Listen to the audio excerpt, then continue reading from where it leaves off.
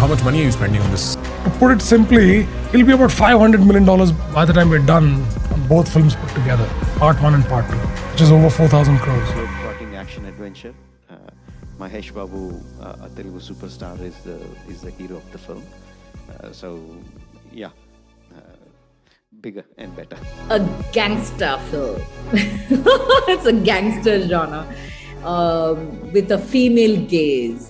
सोचो एक टाइम था जब 100 करोड़ कमाना ही बड़ा डील माना जाता था, फिर 500 करोड़, फिर 1000 करोड़, लेकिन अब फिल्म मेकर्स एम कर रहे हैं 2000 करोड़ क्लब मूवीज़ प्रेजेंट करने का। अब तक सिर्फ दंगल ही एक ऐसी इंडियन मूवी है जो 2000 करोड़ क्रॉस कर पाई है, जिसके कलेक्शंस भी मेनली चाइना से आई थी। लेकिन आज मैं आपके लिए कुछ ऐसी मूवीज़ लाया हूँ जो कि बनी ही है रिकॉर्ड्स को तोड़ने के लिए, जो बाहुबली 2, KGF 2, पुष्पा 2 जैसे ऑल टाइम ब्लॉकबस्टर्स मूवीज़ तक नहीं तोड़ पाई।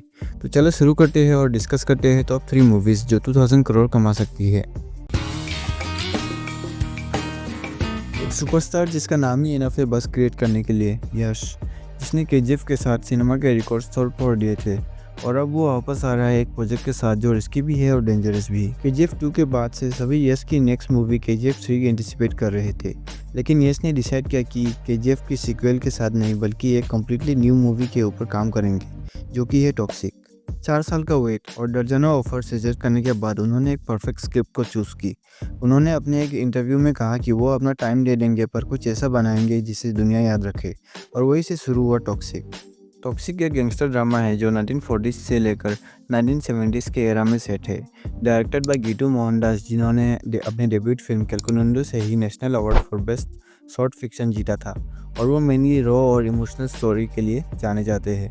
पर आई डोंट नो वो इस प्रोजेक्ट को पुल ऑफ कर पाएंगे कि नहीं, क्योंकि उन्होंने हाई बजट की मूवी बनाने में इनएक्सपीरियंस थे। बट यस ने गीतू मोहनदास पर इतना ट्रस्ट दिखाया है तो कुछ सोच समझ के ही दिखाया होगा। सिमिलरली जिससे प्रशांत नील को भी कितने ही लोग जानते थे KGF सीरीज से पहले, बट फाइनल प्रोडक्ट ऑडियंस को बहुत पसंद आया था।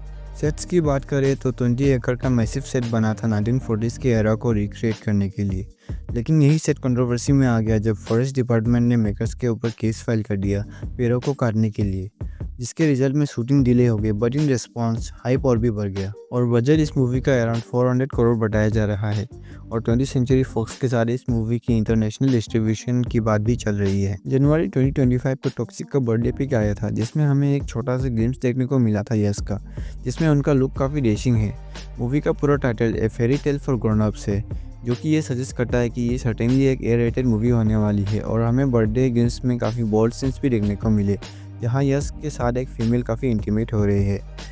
अब मूवी के बारे में तो यही कह सकता हूँ कि मूवी बहुत ही बहुत लेवल होने वाली है। मूवी की हाइप इतनी है कि मूवी अगर अपने एक्सपेक्टेशंस पे खरी होती तो ये KGF के कलेक्शंस को भी पीछे छोड़ के 2000 करोड़ आराम से कमाने का पोटेंशियल रखती है। अब लिस्ट में जो अगली मूवी आने वाली है उसमें अपने एक्टर के वजह से नहीं बल्कि अपने डायरेक्टर के वजह से ऑडियंस इस मूवी के लिए नेक्स्ट लेवल पर एक्साइटेड थे, जिसके हर नई मूवी आने के बाद रिकॉर्ड्स रुकने का नाम नहीं लेती, और मूवी करने के बाद एक्टर पैन इंडिया स्टार बन जाता है। मैं बात कर रहा हूँ इंडिया के सबसे बड़े डायरेक्टर SS राजामौली की, और उनकी ही अगली फिल्म SSMB 29 की। SSMB 29 का लीड एक्टर होने वाले हैं तेलुगु इंडस्ट्री के बहुत बड़े स्टार महेश बाबू, जिन्होंने पास में भी बहुत सारे बेहतरीन मूवीज़ कर रखे हैं। SSMB 29 में महेश बाबू एक आर्कोलॉजिस्ट होने वाले हैं जो पूरी दुनिया घूम चुके हैं। SSMB 29 एक जंगल एडवेंचर मूवी होने वाली है जिसमें माइथोलॉजी और स्क्रिप्चर्स का टच होगा, ऑफकोर्स क्योंकि एक SS राजामौली फिल्म है, और साथ ही मूवी में हाई ऑक्टेन एक्शन सीक्वेंसेस के साथ लव एंगल भी होने वाला है। महेश बाबू रिपोर्टेडली अपने फिजिकल ट्रांसफॉर्मेशन में भी काम कर रहे हैं।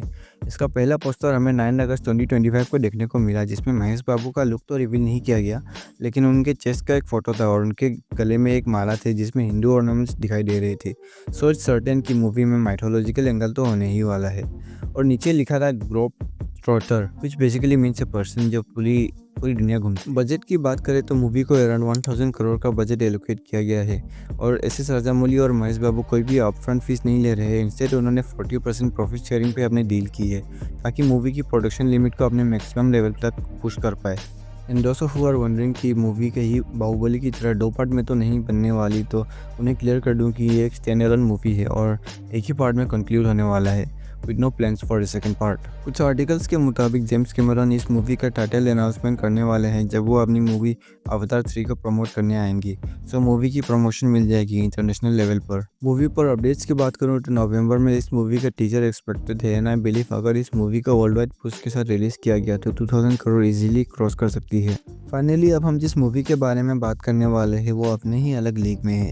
एक ऐसी फिल्म जो सिर्फ सिनेमा नहीं बल्कि भारत का प्राइड बनने वाली है। मूवी का बजट इतना कि हॉलीवुड के अवतार और एवेंजर्स जैसी मूवीज भी शर्मा जाए और इसमें ए लिस्टर स्टारकास्ट की कोई कमी नहीं है। मैं बात कर रहा हूँ रामायण की।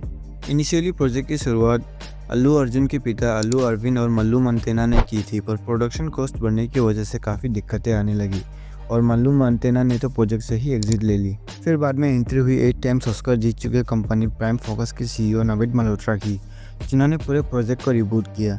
New VFX team, new design और न्यू स्केल। उनका विजन था कि इंडिया के कल्चर और हेरिटेज को ग्लोबली परफेक्शन के साथ दिखाना। मूवी के बजट की बात करें तो रामायण पार्ट 1 और पार्ट 2 का कॉम्बाइंड बजट 500 मिलियन यानी लगभग 4000 करोड़ बताया जा रहा है। अगर आपको आइडिया नहीं लग रहा कि ये नंबर कितना बड़ा है तो कंपैरिजन के लिए 2009 की अवतार का बजट 237 मिलियन था और एवेंजर्स एंड गेम का 356 मिलियन। अब आपको आइडिया लग गया होगा कि मूवी पूरे इंटरनेशनल लेवल पर खेल रही है और इसका कंपटीशन कोई एरे गेरे मूवीज़ नहीं बल्कि एवेंजर्स और अवतार जैसी मूवी से। मूवी के वीएफएक्स को संभाल रहे हैं नमित मल्होत्रा के ही स्टूडियो DNEG, जो इंटरस्टेलर और ड्यून जैसी मूवीज़ में भी काम कर चुके हैं। म्यूजिक का कमान संभाल रहे हैं AR रहमान और हांस जिमर का डेडली कॉम्बो।